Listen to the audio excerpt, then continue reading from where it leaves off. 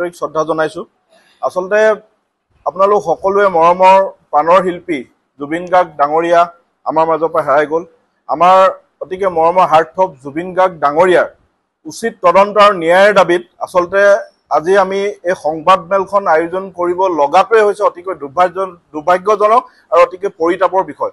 আচলতে জুবিন গাৰ্গৰ মৃত্যুৰ উচিত তদন্ত আৰু ন্যায়ৰ দাবীত সমগ্ৰ অসমতে আচলতে প্ৰতিবাদ কৰিছে, ৰাইজে প্ৰতিবাদ কৰিছে, বিভিন্ন দল সংগঠনে প্ৰতিবাদ কৰিছে, কিন্তু চৰকাৰে এই প্ৰতিবাদক বিপথে পৰিচালিত কৰাৰ বাবে বিভিন্ন ধৰণে ৰাজনীতি কৰা দেখা পৰিলক্ষিত হৈছে। গতিকে মই চৰকাৰকো অনুৰোধ জনাইছোঁ, আপোনালোকে জুবিন গাৰ্গ নামৰ এই হত্যাটোৰ লগত আচলতে ৰাজনীতি কৰা বাদ দিয়ক। জুবিন গাৰ্গ হৈছে আগ্নেয়গিৰি। এই আগ্নেয়গিৰিৰ লগত যদি আপোনাৰ হিমন্ত বিশ্ব শৰ্মাই যদি ৰাজনীতি কৰিবলৈ যায় তেনেহ'লে কিন্তু হিমন্ত বিশ্ব শৰ্মা জ্বলি পুৰি কিন্তু ছাই হৈ যাব। এই কথাটো হিমন্ত বিশ্ব শৰ্মাই অতিকে অনুধাৱন কৰা উচিত বুলি মই ভাবোঁ। আমি কেইটামান বিষয় লৈ আজি সংবাদমেলখন আয়োজন কৰিছোঁ। জুবিন গাৰ্গৰ ন্যায়ৰ নামত আচলতে ৰাজনীতি কোনে কৰিছে, এইটো হৈছে আটাইতকৈ গুৰুত্বপূৰ্ণ এক প্ৰশ্ন। আচলতে জুবিন গাৰ্গৰ ন্যায়ৰ নামত ৰাজনীতি কোনে কৰিছে? SIT আৰু CID কোনে গঠন কৰিছে? আৰু SID আৰু CID দুয়োটা সংস্থা কাৰ? ৰাজ্য চৰকাৰ। আৰু গৃহ বিভাগৰ মূল দায়িত্বত থকা মূল মানুহজন হিমন্ত বিশ্ব শৰ্মা। সমদল কোনে উলিয়াইছে? বিজেপিয়ে। কি লাগে? ন্যায় লাগে। এই ন্যায় কোনে ক'ৰ পৰা কেনেকৈ দিব? চৰকাৰৰ লগত থকা বিভাগীয় মন্ত্ৰী পীয়ুষ হাজৰিকা, জয়ন্ত মল্ল বৰুৱা, পবিত্ৰ মাৰ্ঘেৰিটা এখেতলোক সকলো চৰকাৰৰ মানুহ। গতিকে এখেতলোকে আকৌ ন্যায় বিচাৰি ৰাস্তাত প্ৰতিবাদ কৰাটো অতিকৈ দুৰ্ভাগ্যজনক বিষয়। আৰু ন্যায় বিচাৰি তেখেতলোকে ৰাজপথত প্ৰতিবাদ কৰিছে। আচলতে ন্যায় কোনে দিব? আচলতে হিমন্ত বিশ্ব শৰ্মাৰ ওপৰত পবিত্ৰ মাৰ্ঘেৰিটা, পীয়ুষ হাজৰিকা, জয়ন্ত মল্ল বৰুৱাৰ বিশ্বাস নাই নেকি যে তেখেতৰ বিৰুদ্ধে তেখেতলোকে ৰাজপথত ন্যায় যাত্ৰাত অংশগ্ৰহণ কৰিছে? ন্যায় কোনে দিব? আচলতে কাক ন্যায় বিচাৰিছে? আমি আচলতে পাগল নেকি? আমি ন্যায় কাক বিচাৰিছে আচলতে তেওঁলোকে? দ্বিতীয়টা আমাৰ প্ৰশ্ন হৈছে, ৰাজনীতিৰ নামত আচলতে যিবিলাক প্ৰতিবাদ হৈ আছে, ন্যায় বিচাৰি আচলতে যিবিলাক প্ৰতিবাদ হৈ আছে, প্ৰতিবাদত দেখিছোঁ আমি আচলতে হিমন্ত বিশ্ব শৰ্মাই যিটো ৰাজনীতি আচলতে খেল খেলি আছে, তাত আমি দেখা পাইছোঁ যে ন্যায় বিচৰা মানুহক কেতিয়াবা কংগ্ৰেছী সজোৱা হৈছে, কেতিয়াবা হিন্দু মুছলমান সজোৱা হৈছে। আচলতে হিমন্ত বিশ্ব শৰ্মাই জুবিন গাৰ্গৰ সাৰমৰ্ম এতিয়াও তেখেতে উপলব্ধি কৰা নাই নেকি? জুবিন গাৰ্গৰ যেতিয়া পাৰ্থিৱ শৰীৰ এয়াৰপৰ্টৰ পৰা যেতিয়া ৰাজপথেৰে লৈ অহা হৈছিলে তেতিয়া অগণন লোকে জুবিন গাৰ্গক চাবলৈ তাত উপস্থিত হৈছিলে। তাত কোনো হিন্দু মুছলমান বুলি নাছিলে। সকলো ৰাইজে জুবিন গাৰ্গক শেষবাৰলৈ চোৱাৰ বাবে ৰাজপথত ওলাই আহিছিলে। আচলতে সেই মানুহখিনিকো জুবিন গাৰ্গৰ অনুৰাগীসকলকো হিমন্ত বিশ্ব শৰ্মাই আচল আৰু নকল অনুৰাগী বুলি ক'বলৈ তেখেতে সংবাদ মাধ্যমত ব্যক্ত কৰিছে যে আচল কোন নকল কোন। আচলতে অতিকৈ দুৰ্ভাগ্যজনক বিষয়। আচলতে এই মানুহখিনি সহজ সৰল সৰ্বসাধাৰণ মানুহ।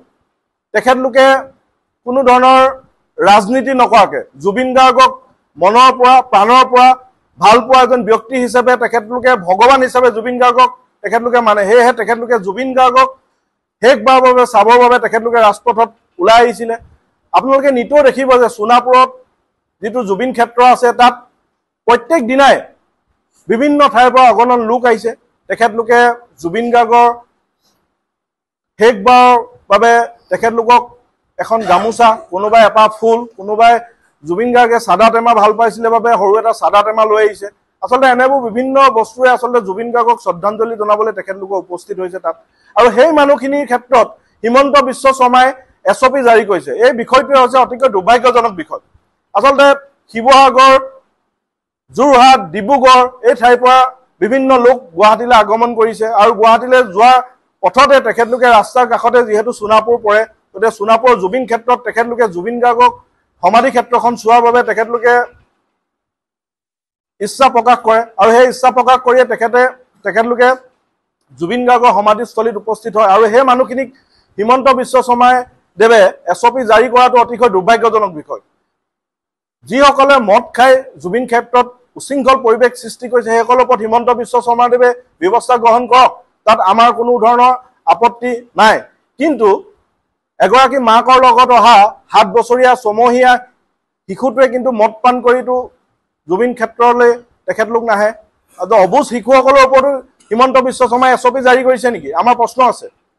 গতিকে হিমন্ত বিশ্ব শৰ্মাক অনুৰোধ জনাইছো যে আপুনি যিসকল সৰ্বসাধাৰণ লোক আছে সেই সৰ্বসাধাৰণ লোকসকলক আপুনি অত্যাচাৰ কৰাটো বন্ধ কৰক।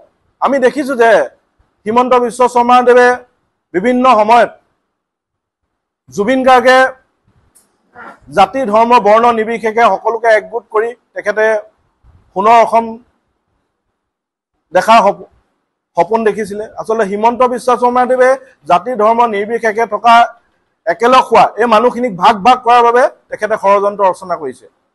গতিকে মই হিমন্ত বিশ্ব শৰ্মাদেৱক অনুৰোধ জনাইছো আপুনি সৰ্বসাধাৰণ লোকক লৈ ৰাজনীতি কৰা বন্ধ কৰক। আপুনি লুৰিণজ্যোতি গগৈ, অখিল গগৈ বা অন্য যিসকল বিৰোধী দল আছে তেখেতলোকে আপোনাক প্ৰশ্ন কৰিছে আৰু এই প্ৰশ্নৰ উত্তৰ আপুনি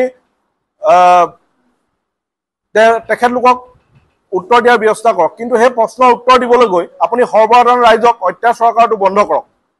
আমি সৰ্বানন্দ সোণোৱালকো দেখিছিলো, তেখেতে যেতিয়া মুখ্যমন্ত্ৰী হৈ আছিলে তেখেতে শাসন কৰিছিলে, কিন্তু আপুনি যিদৰে শোষণ কৰাৰ ব্যৱস্থা কৰিছে, কিন্তু সৰ্বানন্দ সোণোৱালক মই ভাল বেয়া ক'বলৈ নাযাওঁ, কিন্তু আপোনাৰ দৰে কিন্তু শোষণ কৰাৰ তেখেতে নাছিলে।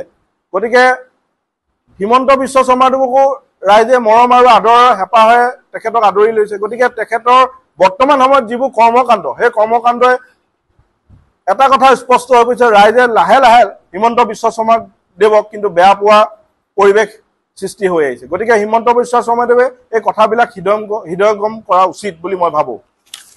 তাৰপিছত SOP কথা যিহেতু আহিছে, আমি দেখিছোঁ জাতীয় উৎসৱ বিহুটো তেখেতে SOP বনায়। জাতীয় উৎসৱ বিহুটো তেখেতলোকে ৰাইজক হাৰাশাস্তি কৰে SOP নামত। ৰঙালী ফেষ্টিভেল যে শ্যামকানু মহন্ত পাতে, তাত সেই ফেষ্টিভেল আয়োজন কৰোঁতে তেখেতে SOP কঠোৰ নিৰ্দেশ জাৰি কৰিছিলেনে, আমাৰ প্ৰশ্ন আছে। দ্বিতীয়তে কথা হৈছে জুবিনদাৰ সমাধি ক্ষেত্ৰলৈ যোৱাত হিমন্ত বিশ্ব শৰ্মাদেৱে 12 বজাৰ পিছত যাব নোৱাৰিব বুলি কৈছে। আমি জুবিন গাৰ্গক প্ৰাণৰ পৰা ভাল পাওঁ, আমাৰ যেতিয়াই মন যায় আমি তেতিয়াই জুবিন গাৰ্গৰ ওচৰলৈ আমি যাম। বোলে আপোনাৰ যি SOP এই SOP অসমৰ ৰাইজে কিন্তু নামানে। জুবিন গাৰ্গে গীতৰ মাধ্যমে কৈছিলে যে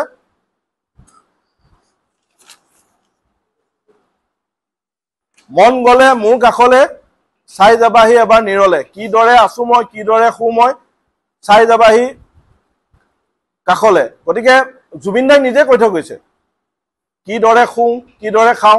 আচলতে আমি জুবিন দা তাত শুই আছে, সমাধি ক্ষেত্ৰত জুবিন দা শুই আছে। আচলতে জুবিন দাক চাবলৈ তেখেতলোকে যিটো SOP জাৰি কৰিছে এই SOP কিন্তু অসমৰ ৰাইজে নামানে। আৰু যিসকলে মদ খাই তাত আহিছে বুলি আপুনি ভিডিঅ' যোগে আপুনি যিটো বক্তব্য প্ৰদান কৰিছে, যিসকলে মদ খাই আহিছে তেখেতলোকক আপুনি যেনেধৰণে যান বাহন আৰক্ষী বা যিসকল লোকে ৰাতি মদ খালে পাইপ লগাই তেখেতলোকক জৰিমনা বঢ়োৱাৰ ব্যৱস্থা কৰে, ঠিক তেনেধৰণে সমাধি ক্ষেত্ৰতো আপুনি তেনেধৰণৰ ব্যৱস্থা গ্ৰহণ কৰক। কিন্তু তাৰ কাৰণে প্ৰতিজন ব্যক্তিটো মদ খাই নাযায়। মই আজি 3বাৰকে মই সমাধি ক্ষেত্ৰত 3 দিন মই গৈছোঁ, মইতো মদ নাখাওঁ, মই মদ নোখোৱাকৈ গৈছোঁ। মই কি জুবিন দাৰ ওচৰলৈ যাব নোৱাৰিম নি?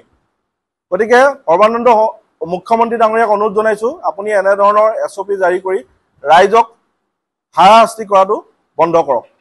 তাৰ লগে লগে ক'ব বিচাৰোঁ যে SITয়ে যিটো তদন্ত প্ৰক্ৰিয়া আৰম্ভ কৰিছে, এই SIT তদন্ত প্ৰক্ৰিয়াত আমি দেখা পাইছোঁ যে টাৰ্চন মিট্টাল নামৰ এগৰাকী ব্যক্তিৰ বিৰুদ্ধে অভিযোগ উত্থাপিত হৈছিলে।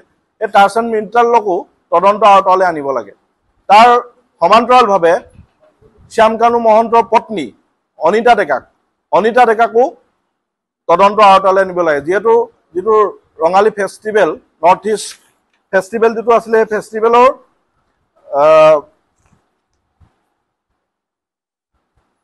অংশীদাৰ আছিলে অনিতা ডেকা মহন্ত। গতিকে অনিতা ডেকা মহন্তকো আমি তদন্ত আওতালৈ আনিবলৈ অনুৰোধ জনাইছোঁ। দ্বিতীয়তে আমি ক'ব বিচাৰোঁ যে যোৱাকালি SIT মুৰব্বী মুন্না প্ৰসাদ গুপ্তাই সংবাদ মেলত ব্যক্ত কৰিছিল যে ছিংগাপুৰ আৰক্ষীৰ উচ্চ পৰ্যায়ৰ সৈতে তেখেতলোকৰ এটা বৈঠক হৈছিল আৰু বৈঠকত তেখেতলোকে 10 দিনৰ ভিতৰতে তেখেতলোকে তথ্যসমূহ দিয়াৰ কথা কৈছে। আৰু এই প্ৰক্ৰিয়াটো ঘটনাৰ পিছতে তাৎক্ষণিক ভাৱে কিন্তু চৰকাৰে ব্যৱস্থা গ্ৰহণ কৰিব লাগিছিলে 10 দিনৰ ভিতৰত চৰকাৰে তাৎক্ষণিকভাৱে যদি ছিংগাপুৰ আৰক্ষীৰ সৈতে যোগাযোগ কৰি উচিত তদন্ত যদি কৰিলে মই ভাবো সাক্ষ্যৰ প্ৰমাণবিলাক সোনকালে তেখেতলোকে লাভ কৰিলে অতি শক্তিশালী হ'লহেঁতেন কিন্তু কি কাৰণে চৰকাৰে তাৎক্ষণিক ব্যৱস্থা গ্ৰহণ নকৰিলে এমাহৰ পিছত SIT দলটো তেখেতলোকে ছিংগাপুৰলৈ পঠালে আচলতে এই প্ৰশ্নবিলাক আৰু এই সন্দেহবিলাক ৰাইজৰ মাজত চিৰদিন থাকি যাব ইতিমধ্যে আপোনালোক সকলোৱে জানে যে যেটো সময়ত অসম তথা ভাৰতবাসীৰ লগতে বিশ্বৰ বিভিন্ন প্ৰান্তৰ পৰা অসমীয়াৰ হিয়াৰ আমঠু জুবিন গাৰ্গৰ ৰহস্যজনক মৃত্যুৰ ন্যায়ৰ দাবী উত্থাপন হৈছে এনে সময়ত কিন্তু আমি অসমৰ মুখ্যমন্ত্ৰী গৰাকীয়ে এটা আচলতে সাংবিধানিক পদত থাকি অসমৰ মুখ্যমন্ত্ৰীজনে যেনে ধৰণে আচলতে আমাৰ ৰাইজক ন্যায়ৰ ক্ষেত্ৰত আশ্বস্ত কৰিব লাগিছিল তাৰ বিপৰীতে কিন্তু বিভিন্ন সময়ত আমি সংবাদ মাধ্যমত তেখেতে চালে বেৰে কোবোৱা কিছুমান বক্তব্য আমি ৰখা দেখিবলৈ পাইছো আৰু কেহতীয়াকৈ আমি আলফা স্বাধীনৰ ক্ষেত্ৰতে এটা কথা ক'ব খুজিছো যে অসম আৰু অসমীয়া জাতিক তেওঁলোকে স্বাধীন কৰাৰ সপোন দেখি হাবিলে যেতিয়া গৈছিল তেওঁলোকে যেতিয়া অস্ত্ৰ ধৰিছিল সেই সংগঠনটোৱে কিন্তু আজি তাৰিখত জুবিন গাৰ্গৰ ক্ষেত্ৰত কিন্তু কিছু তেওঁলোকে বিপৰীত আচলতে স্থিতি লোৱা দেখিবলৈ পোৱা গৈছে যে যি সময়ত চৰকাৰ আৰু আলফা স্বাধীনৰ সংঘাত চলি আছে ৰাজনৈতিকভাৱে কোনো ধৰণৰ আমাৰ অসমৰ সমস্যাবিলাক সমাধান হোৱা নাই তেনে সময়ত কিন্তু বিজেপি চৰকাৰে জুবিন গাৰ্গৰ ক্ষেত্ৰত যি ধৰণৰ আচলতে নীতি বহিৰ্ভূতভাৱে SOP ঘোষণা কৰিছে সেই SOP সমৰ্থন কৰা কাৰ্য কিন্তু অতি হাস্যকৰ গতিকে মই প্ৰথমতে আলফা স্বাধীনৰ মুৰব্বী পৰেশ বৰুৱাক আহ্বান জনাইছো যে আপুনি যদি প্ৰকৃততে অসমীয়া হয় অসমীয়াৰ হিয়াৰ আমঠু জুবিন গাৰ্গক লৈ কিন্তু এনে ধৰণৰ তুলুঙা মন্তব্য দিয়াৰ পৰা বিৰত থাকক আৰু এটা কথা আমি সকলোৱে লক্ষ্য কৰিছো যে জুবিন গাৰ্গৰ উচিত ন্যায়ৰ দাবীত যেতিয়া অসমৰ বিভিন্ন প্ৰান্তত বা দেশৰ বিভিন্ন স্তৰত যেতিয়া সৰ্বসাধাৰণ ৰাইজে জুবিনৰ অনুৰাগীয়ে ন্যায়ৰ দাবী উত্থাপন কৰিছে সেই সময়ত কিন্তু অসমৰ সাংবিধানিক পদত থকা মুখ্যমন্ত্ৰী গৰাকীয়ে প্ৰত্যেকটো আচলতে আমাৰ প্ৰতিবাদী কণ্ঠক তেওঁলোকে ৰাজনৈতিক দিশত তেওঁলোকে বিভিন্ন ধৰণে আচলতে অপপ্ৰচাৰ চলাই অসমৰ ৰাইজক বিপথে পৰিচালিত কৰিছে আৰু আমি এই ক্ষেত্ৰত অসমীয়া যুৱ মঞ্চই অসম চৰকাৰক প্ৰশ্ন কৰিব খুজিছো যে SIT আৰু CID কাৰ তত্ত্বাৱধানত আছে যে অসমৰ মুখ্যমন্ত্ৰী ডাঙৰীয়াৰ হাতত যেহেতু গৃহ বিভাগ আছে গতিকে গৃহ বিভাগৰ তত্ত্বাৱধানত যেহেতু অসমৰ আমাৰ হিয়াৰ আমঠু জুবিন গাৰ্গৰ যি ৰহস্যজনক মৃত্যু সেই মৃত্যুৰ তদন্ত চলি আছে গতিকে প্ৰথমতেই অসমৰ মুখ্যমন্ত্ৰীয়ে অসমৰ জনসাধাৰণক কোৱা উচিত আছিল যে SIT আৰু বা CID এই আচলতে ঘটনাৰ উচিত তদন্ত কৰি যিখন চাৰ্জশ্বিট এই চাৰ্জশ্বিটখন যদি আচলতে পানী নখৰাকৈ প্ৰদান নকৰে তেনেহলে কিন্তু ন্যায়পালিকাই উচিত ন্যায় দিব নোৱাৰিব গতিকে আমি সকলোৱে জানো যে ন্যায়পালিকাই দিব কিন্তু ন্যায়পালিকাই ন্যায় দিবলৈ হলে তদন্তকাৰী সংস্থাই কিন্তু যিখন চাৰ্জশ্বিট এই চাৰ্জশ্বিটখন কিন্তু খুব মজবুতকৈ দিব লাগিব গতিকে শেহতীয়াকৈ মুখ্যমন্ত্ৰীৰ যিখিনি বক্তব্য আমি দেখিছো যিখন চৰকাৰে পদূলিয়ে মদৰ দোকানৰ লাইচেন্স প্ৰদান কৰিছে সেইখন চৰকাৰৰ কিন্তু মুখ্যমন্ত্ৰী ডাঙৰীয়াই জুবিনৰ সমাধি ক্ষেত্ৰলৈ গৈ জনগোষ্ঠীৰ কিছু ৰাইজে যে মৃতকৰ তেওঁলোকে শেষ শ্ৰদ্ধাঞ্জলি দেৱৰ আখেৰে তেওঁলোকে আচলতে শ্ৰদ্ধা জনায় সেইটো পৰম্পৰা গতিকে সেই পৰম্পৰাক তেওঁলোকে আচলতে বা মুখ্যমন্ত্ৰী গৰাকীয়ে সমালোচনা কৰিবলৈ গৈ যে জনগোষ্ঠীসমূহক এক প্ৰকাৰ আচলতে তেওঁলোকে অসন্মান কৰিছে এইটো আচলতে অসমৰ ৰাইজে ইতিমধ্যে বুজি উঠিছে গতিকে অসমৰ মুখ্যমন্ত্ৰী ডাঙৰীয়াক আমি এই কথাটোৱে ক'ব খুজিছো যে ২৬ৰ নিৰ্বাচনীৰ বৈতৰণি পাৰ হ'বৰ কাৰণে আপুনি জুবিন গাৰ্গৰ উচিত ন্যায় দিয়াৰ বিষয়টো যাতে ৰাজনৈতিকৰণ নকৰি প্ৰকৃতাৰ্থত জুবিন গাৰ্গৰ মৃত্যুৰ প্ৰকৃত যিটো ৰহস্য সেই ৰহস্য অসমবাসী বা ভাৰতবাসীৰ ৰাইজৰ সন্মুখত আপুনি স্পষ্ট কৰিবৰ কাৰণে আপোনাৰ গৃহ বিভাগক আমি আপুনি কঠোৰ নিৰ্দেশ দিবৰ কাৰণে অসমীয়া যুৱ মঞ্চই দাবী জনাইছো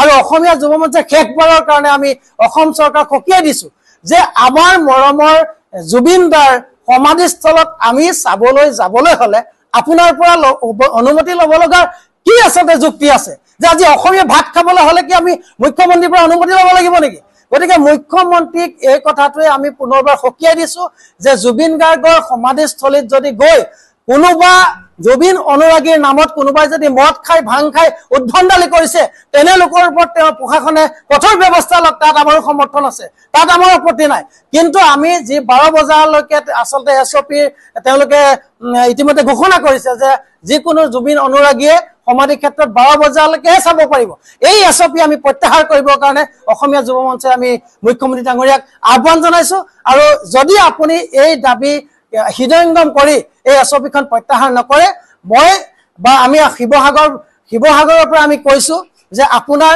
এই এছপি কোনো আচলতে সচেতন বা অসমীয়াক ভাল পোৱা জাতিটোক ভাল পোৱা জুবিন গাৰ্গক ভাল পোৱা কোনো মানুহে এই এছপি নামানে জুবিন গাৰ্গে যেহেতু এটা কথা সদায় কৈছিলে যে তেখেতে ৰাজনীতিৰ পৰা মুক্ত তেওঁ কোনো জাতি নাই ধৰ্ম নাই সেই কথাখিনি আচলতে আজি তাৰিখত যে জুবিন গাৰ্গৰ ৰহস্যজনক মৃত্যুৰ পাছত জুবিন গাৰ্গৰ সমাধি ক্ষেত্ৰখন আচলতে মন্দিৰলৈ ৰূপান্তৰ হৈছে যে জুবিন গাৰ্গৰ যি আচলতে অৰাজনৈতিক চৰিত্ৰ তেওঁ দুখীয়াৰ বন্ধু অসমীয়া জাতিটোক ভাল পোৱাৰ যি তেওঁ আচলতে আদৰ্শ আছিল সেই আদৰ্শৰ দ্বাৰা অনুপ্ৰাণিত হৈ আজি বা সেই আদৰ্শক সন্মান জনাই আজি বিশ্বৰ এটা আচলতে তেওঁ নজিৰ সৃষ্টি কৰিবলৈ সক্ষম হৈছে গতিকে আমি অসমীয়া যুৱ মঞ্চই আজি সংবাদ মাধ্যমৰ যোগেদি অসমৰ প্ৰত্যেকটো আমি ৰাজনৈতিক দলক সকীয়াই দিছো যে আগন্তুক ২৬ৰ নিৰ্বাচনৰ বৈতৰণি পাৰ হ'বৰ কাৰণে যাতে কোনো ৰাজনৈতিক দলে জুবিন গাৰ্গক যাতে আহিলা হিচাপে লৈ ৰাজনীতিকৰণৰ পৰা তেওঁলোক বিৰত থাকক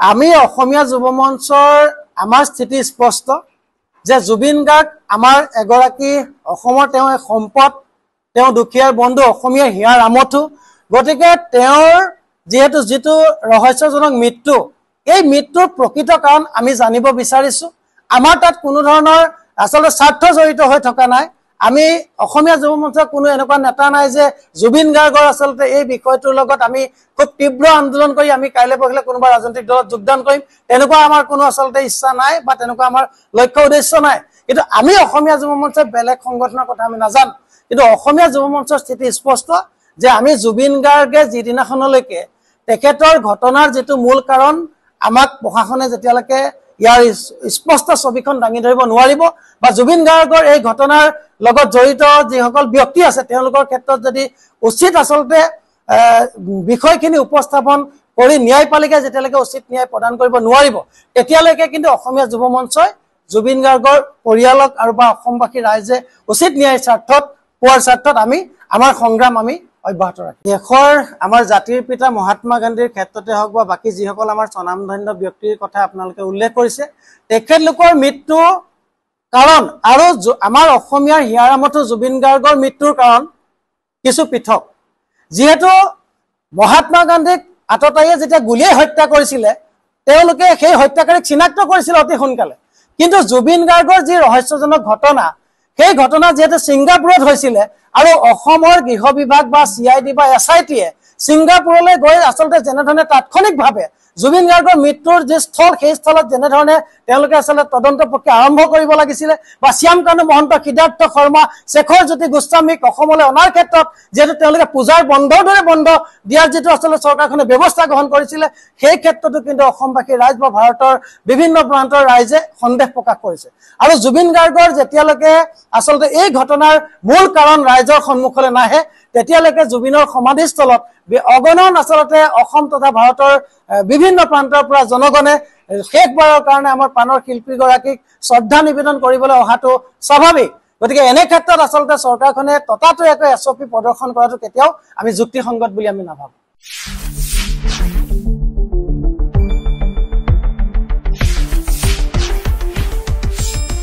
শুদ্ধ আৰু বিস্তৃত বাতৰিৰ বাবে চাই থাকক নিউজ ডেস্ক ৰিপোৰ্ট।